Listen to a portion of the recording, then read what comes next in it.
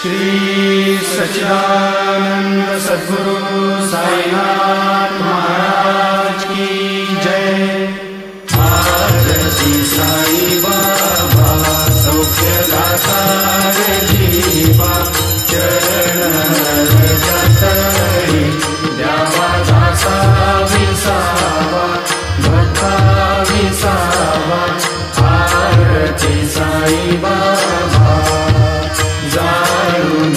आनंद स्वस्वरूपी आहे रंग मुमुक्ष जनादारी निज डोळा श्रीरंग डोळा श्रीरंग।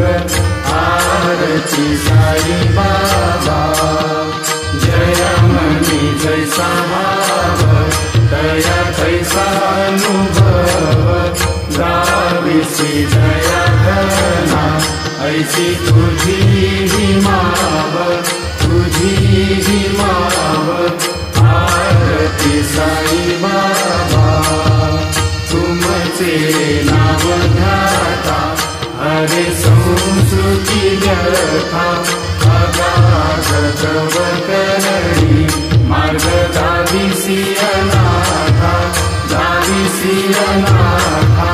आरती साई बाबा कलियुगी अवतार सगुण पर ब्रह्म साकार अवतीर्ण झाला से स्वामी दत्त दिगंबर दत्त दिगंबर।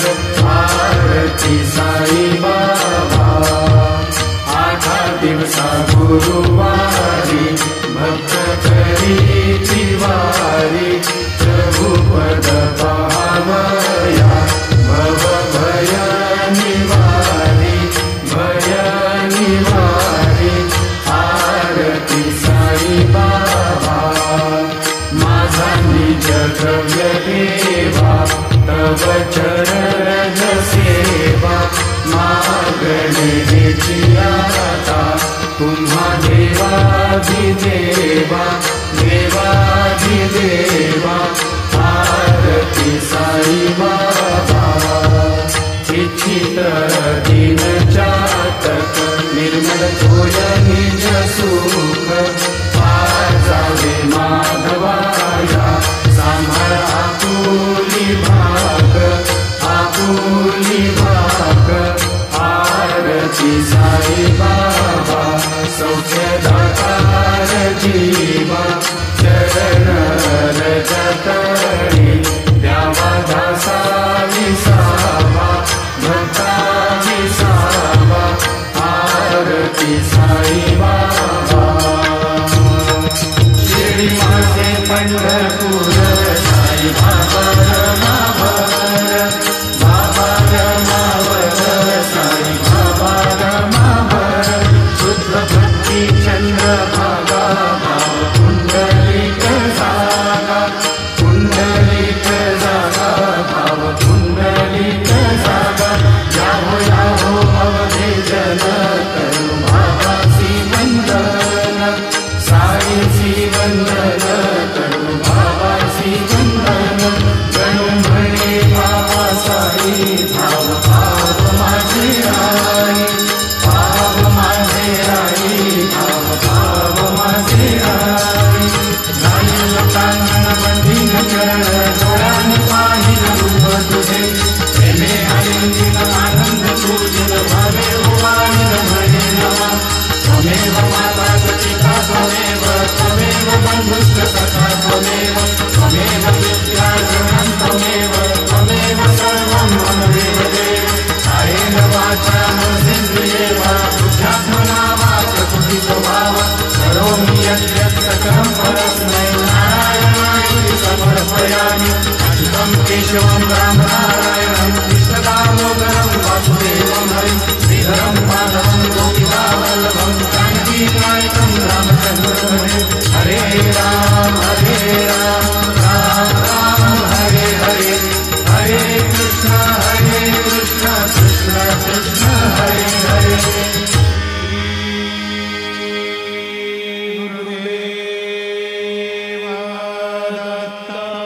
अनंता तुला ते कसे रे स्तवावे, अनंता तुला ते कसे रे नमावे, अनंता मुखांचा शिवे शेष गाथा, नमस्कार साष्टांग श्री साईनाथा, स्मरावे मनी पदानी भावे, पुरावे करी भक्तीसाठी स्वभावे, करावे जगाकारुणी मायकाथा, नमस्कार साष्टांग श्री साईनाथा, वसे जो सदा जावया संत लीला, तिचे अन्य लोका परी जो जनाला, परी अंतरी ज्ञान कैवल्य दाता, नमस्कार साष्टांग श्री साईनाथा, बराला धरा जन्म हा मानवाचा, नरा साधता साधकी भूत साचा, धरू साई प्रेमा कराया अहंता, नमस्कार साष्टांग श्री साईनाथा, करावे करी सान अल्पज्ञ बाला, करावे अमाधन्य चुंबो निगाला, मुखी भाल प्रेमे कराग्रास आता, नमस्कार साष्टांग श्री साईनाथा, सुराधिक ज्यांच्या पदावंदिताची, शुभाधिक ज्यांचे समानत्व देती, प्रयागादि तीर्थे पदे नम्र होता, नमस्कार साष्टांग श्री साईनाथा, तुझा ज्या पदा पाहता गोपबाली, सदा रंगली चित स्वरूपी मिळाली, करी रास क्रीडा सवे कृष्णनाथा, नमस्कार साष्टांग श्री साईनाथा, तुला मागतो मागणे एक जावे, करा जोडितो दीन अत्यंत भावे, भवी मोहनी राज हातारी आता, नमस्कार साष्टांग श्री साईनाथा, ऐसा येईवा साई दिगंबरा, अक्षय रूप अवतारा, सर्व हि व्यापक तू, श्रुतिसारा अनुसया त्रिकुमारा,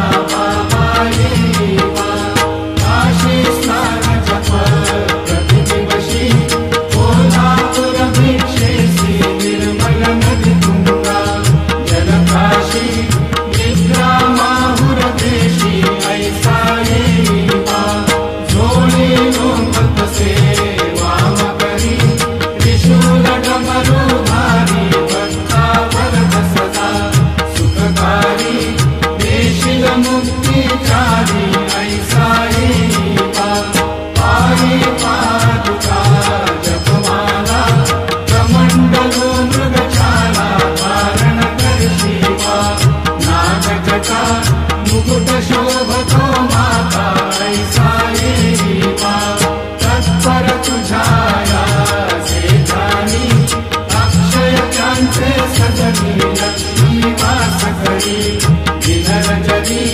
रक्षिसी संकट वारुणी, ऐसा येईवा या परिधान तुझे गुरुराया, दृष्ट करी नयनाया, पूर्णानंद सुखे गीताया, लालिसी हरि गुण गाया, ऐसा येईवा साई दिगंबरा, अक्षय रूप अवतारा, सर्व हि व्यापक तू, श्रुतिसारा अनुसया त्रिकुमारा, बाबा येईवा सदा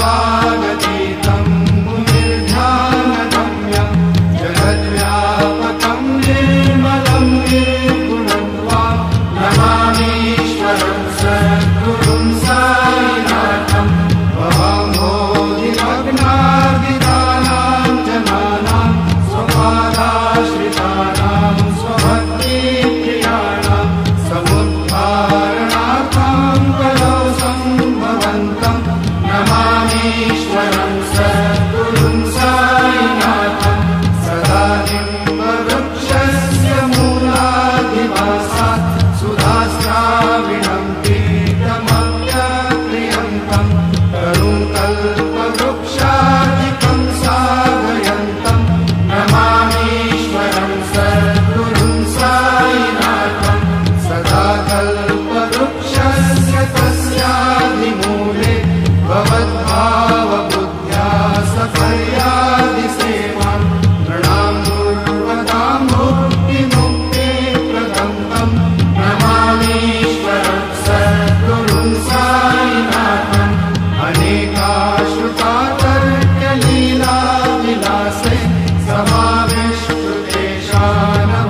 समाविष्कृतेशानभास्वप्रभावम् अहं भावहीनं प्रसन्नात्मभावं नमामीश्वरं सद्गुरुं साईनाथं सदां विश्रमाणाममेवाभिरामं सदा सज्जनैः संस्तुतं सन्नमद्भिः जनामोदतं भक्तभद्रप्रदं तं नमामीश्वरं सद्गुरुं साईनाथम् अजन्माद्यमेकं परब्रह्म साक्षात् स्वयं सम्भवं राममेवावतीर्णं भवद्दर्शनात् सम्पुनीतः प्रभोऽहं नमामीश्वरं सद्गुरुं साईनाथम् श्री साईश कृपानिधे किल नृणां सर्वार्थसिद्धिप्रदं युष्मत्पादरजप्रभावमतुलं धातापि वक्ता क्षमः सद्भक्त्या शरणं कृताञ्जलिपुट सम्प्रापितोऽस्मि प्रभो श्रीमत्साई परेशपादकमला नान्यशरण्यं मम साईरूपधर राघवोत्तमं भक्तकामविबुधद्रुमं प्रभुं माययोपहतचित्तशुद्धये चिन्तयाम्यहर्निशं मुदा शरत्सुधांशुप्रतिमं प्रकाशं कृपाकपत्रं तव साईनाथ त्वदीयपादाब्जसमाश्रितानां स्वच्छायया तापमपाकरोतु उपासनादैवत साईनाथ स्तवैर्मयोपासनिनास्तुतस्त्वं रमेन्मनो मे तव पादयुग्मे भृङ्गो यथाब्जे मकरन्दलुब्धा अनेकजन्मार्जितपापसंशयो भवेत् भवत्पादसरोजदर्शनात् क्षमस्व सर्वान् अपराधकुञ्जकान् प्रसीद साई सद्गुरो दयानिधे श्री साईनाथ चरणामृतपूतचित्तास् तत्पादसेवनरता सततं च भक्त्या संसारजन्यदुरितौ धर्मनिरतास्ते कैवल्यधाम परमं समवाप्नुवन्ति स्तोत्रमेतत्पठे भक्त्या यो नरस्तन्मना सदा सद्गुरो साईनाथस्य कृपापात्रं भवेद्ध्रुवम् रुसो मम प्रियाम्बिका मजपरीपितानि रुसो मम प्रियाङ्गना प्रियसुतात्मजानि रुसो भगिनी बन्धुहि श्वशुरसा सुबाई रुसो न दत्तगुरु साई वा मजपरी गधी रुसो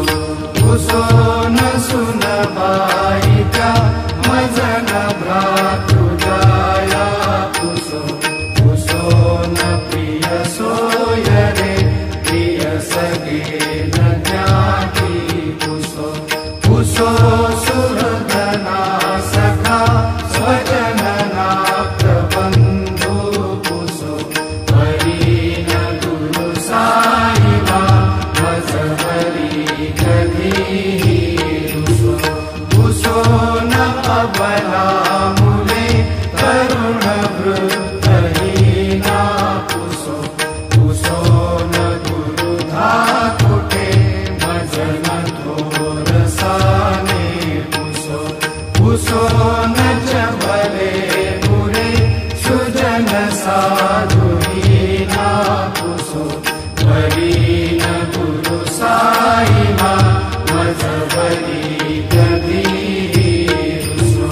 रुसो चतुर तत्त्वविद् विबुध प्राज्ञ ज्ञानी रुसो रुसो हि विदुषी स्त्रिया कुशल पंडिता हि रुसो रुसो महीपति यति भजक तापसी हि रुसो नगत गुरु साईबा मजहरी रुसो कवि ऋषि मुनि अनघ सिद्ध योगी रुसो रुसो हि गृह देवता निकुल ग्राम देवी रुसो रुसो खल पिशाच हि मलिन डाकिनी रुसो नगत गुरु साईबा मजहरी रुसो मृत खग कृमि अखिल जीव जन्तु रुसो रुसो विकप प्रस्तरा अचल आपघाती रुसो रुसो खपवनाग्निवार अवनि पंचतत्वे रुसो नगत गुरु साईबा मजहरी रुसो विमल किन्नरा अमल यक्षिणी रुसो रुसो शशिखगादिनी गगनि तारकारी रुसो रुसो अमर राजहि अदय धर्मराजा रुसो नगत गुरु साईबा मजहरी रुसो मन सरस्वती चपल चित्त देहि रुसो रुसो वपुति शाकिला कठिन काल तोहि रुसो रुसो सकल विश्व हि मयि तु ब्रह्म गोलम् रुसो नगत गुरु साईबा मजहरी विमूढमणुनि हसो मजन मत्सराहि हसो पदाभिरुचि उल्लसो जनन कर्दनीला हसो प्रदुर्गधृतिचा घसो अशिव भाव मागे खसो प्रपंची मन हे रुसो दृढ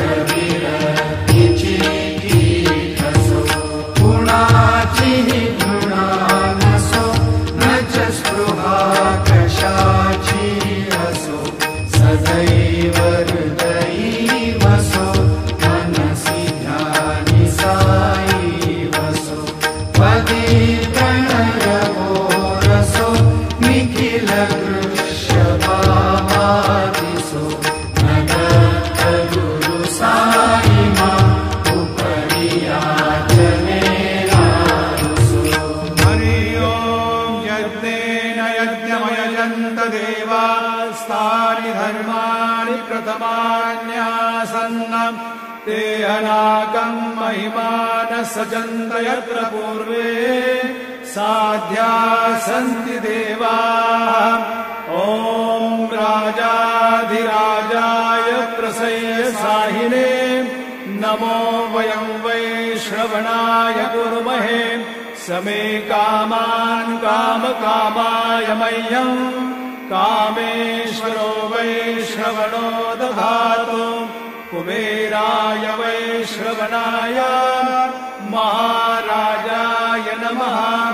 ॐ स्वस्ति साम्राज्यं भोज्यं स्वराज्यं वैराज्यं पारमेष्ठ्यं राज्यं महाराज्यमाधिपत्यमयं समन्तपर्याम् ईस्यात् सार्वभौमः सार्वायुषान्तादात् परार्धात् पृथिव्यै समुद्रपर्यन्तायात् एकराळ् तदप्येष श्लोको विहितो मरुतः परिवेष्टारो मरुतस्यापसङ्ग्रहे आवीक्षितस्य कामप्रेर्विश्वे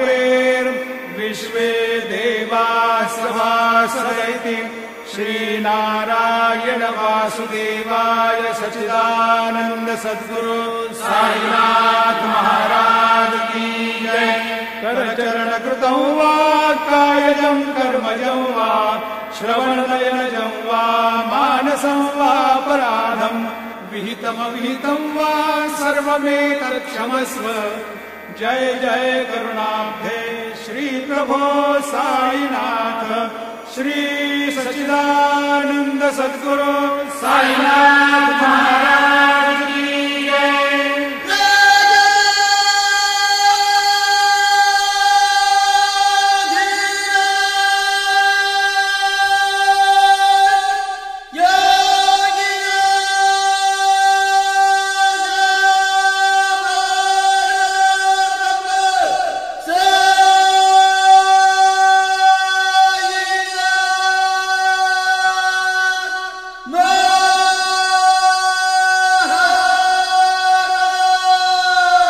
श्री सच्चिदानंद सद्गुरु साईनाथ महाराज की जय।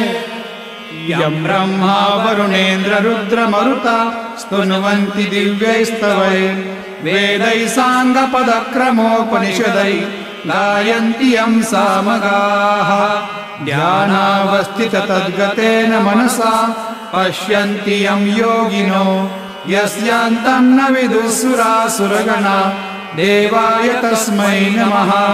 ज्या ज्या ठिकाणी मन जाय माझे त्या त्या ठिकाणी निज रूप तुझे मीठे वितो मस्तक ज्या ठिकाणी हेठे तुझे सद्गुरु पाय दोणी। सद्गुरु साईनाथ देवताभ्यो नमः। पाद्य पूजनार्थे सकलोपचारार्थे गन्धाक्षतपुष्पै सम्पूज्य अथ नैवेद्यं निवेदयामि। ॐ प्राणाय स्वाहा ॐ अपानाय स्वाहा ॐ व्यानाय स्वाहा ॐ उदानाय स्वाहा ॐ समानाय स्वाहा ॐ ब्रह्मणे नमः।